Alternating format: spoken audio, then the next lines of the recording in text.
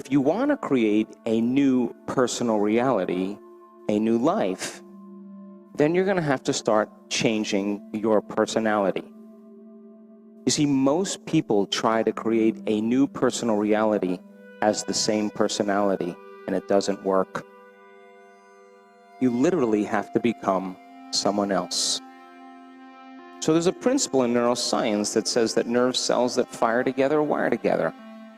And if you keep thinking the same thoughts, making the same choices, demonstrating the same behaviors, creating the same experiences that stamp the same networks of neurons into the same patterns, all for the familiar feeling you call you, to reaffirm that identity,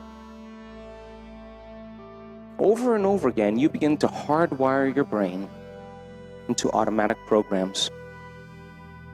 And by the time you're 35 years old, this is science now, 95% of who you are by the time you're 35 is a set of memorized behaviors, automatic habits, emotional reactions, beliefs, perceptions, and attitudes that function like a subconscious computer program. And the constant firing and wiring, making the brain work in the same sequences, the same patterns, and the same combinations over and over again, begins to create a very finite signature in the brain. And that finite signature, the most commonly fired, neurologically wired set of thoughts, behaviors, and emotions that's acquired through frequent repetition, is the habit of yourself. And a habit is when you've done something so many times that the body knows how to do it better than your mind. And so 95% of most people, they are unconscious 95% of the time. And I assert, if you're not in the present moment, you're running a program. So then, in order for you to create a new personality, the first step is you've got to think about what you've been thinking about and change it. You got to become aware of your unconscious habits and behaviors and modify those. And then you have to look at those emotions that keep you anchored to the past, that you wear on your sleeve. You have to decide if those emotions belong in your future.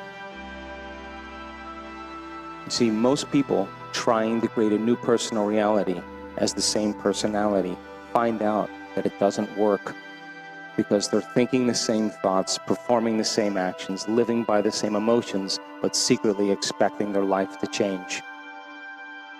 New thoughts, new information, new knowledge should lead to new choices.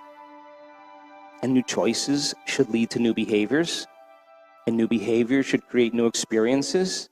And new experiences should produce new feelings and new emotions. And those new feelings and emotions should inspire new thoughts. And that's called evolution. But you see, the hardest part about change is not making the same choice as you did the day before.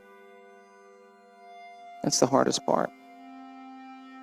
And you see, if 95% of who you are is a set of unconscious thoughts, behaviors, and emotions, then the moment you start becoming conscious of those unconscious thoughts, the more aware you are of them, the less unconscious you go.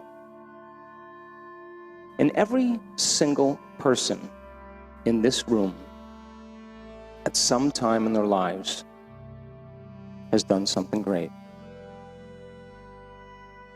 And you know, the problem is that the brain is organized to reflect everything you know in your life. Your brain is a record of the past. It's an artifact of everything you've learned and experienced to this moment. And if feelings and emotions are the end product of past experiences, and you can remember experiences better because you remember how they feel. If you're feeling the same way every single day, doesn't that mean nothing new is happening in your life? And if those emotions are driving your thoughts, and you can't think greater than how you feel, or feelings have become the means of thinking? Are you thinking in the future? Or are you thinking in the past?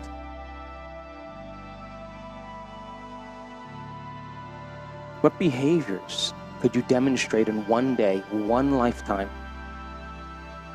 The act of rehearsing your behaviors in your mind mentally begins to install the neurological hardware in your brain to look like the experience has already occurred. Now the brain is no longer a record of the past. It's a map to the future, and you are priming your brain into the future. Here's the tough part.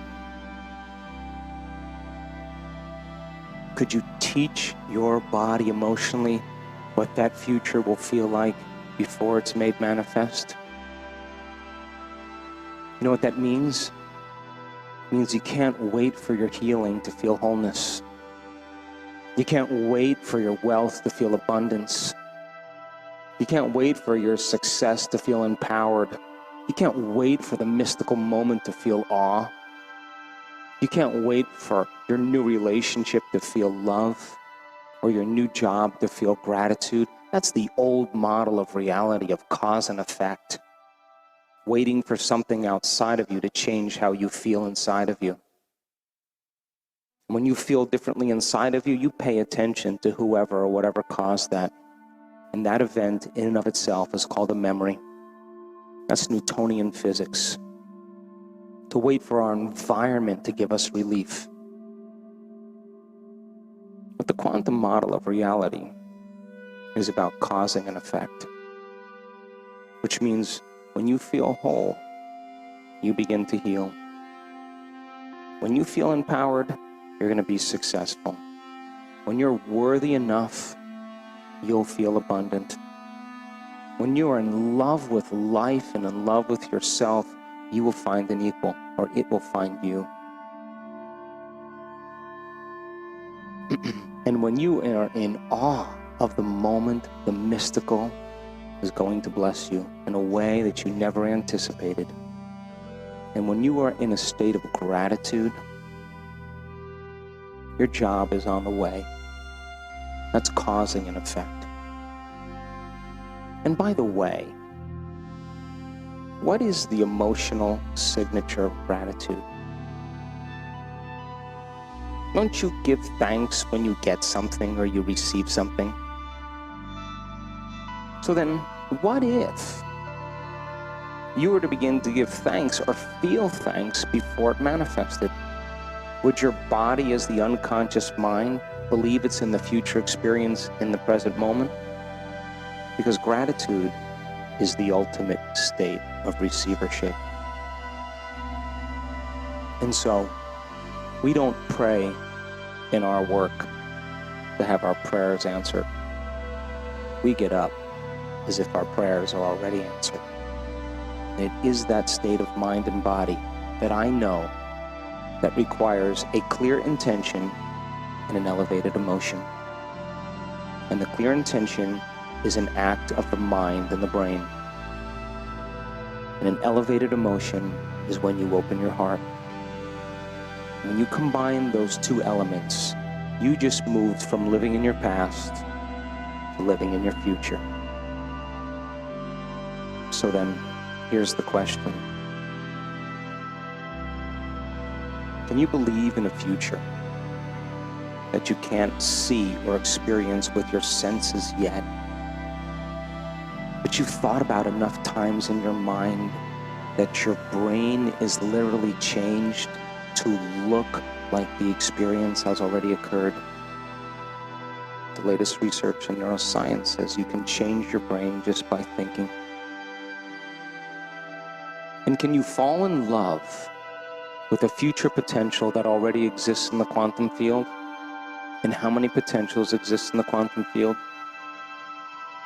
Infinite potentials in the quantum field. Can you select a new potential in the quantum field and emotionally embrace that future reality before it's made manifest to such degree that your body, as the unconscious mind, is believing it's living in that future reality in the present moment, and you're signaling new genes and new ways to change your body to look like the experience has already occurred? That's what epigenetics says. If there's physical evidence in your brain and body to look like the experience has already happened, there's evidence there physically, by thought alone. Relax, because the experience is going to find you. And it's going to come in a way that you least expect. Why? Because if you can expect it, it's nothing new. It's got to rock your world. It's got to catch you off guard, and it has to leave no doubt that what you did inside of you produced some effect outside of you. And when you correlate the changes you've made inside of you with the effect that you produced outside of you, you're going to pay attention to what you did, and you're going to do it again. And that's called human empowerment. And the experience, when it finds you, is going to surprise you because it's an unknown. And the event is going to capture all of your attention, because that's what a new experience does. And the emotion that's created from that event is going to create a long-term memory, and you're going to associate what you did inside of you with what you created outside of you. And I don't care who you are or what's happened in your past, but when that moment lands in your lap, you are going to look back at your entire past, and you're not going to want to change one thing about it, because it brought you to that elegant present moment. And that's when the past